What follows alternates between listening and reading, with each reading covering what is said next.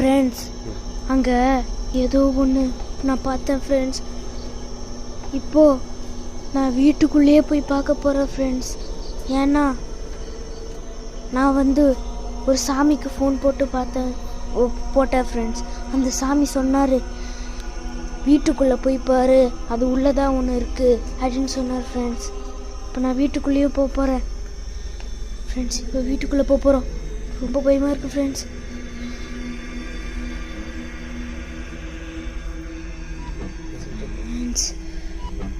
வீடு இருக்கு ஃப்ரெண்ட்ஸ். ஐயோ, என்ன பண்ணுறதுன்னு தெரியல ஃப்ரெண்ட்ஸ். இப்போ என்ன பண்ணுறதுன்னு தெரியல ஃப்ரெண்ட்ஸ். இப்போ இங்கே ஏதோ இருக்கு.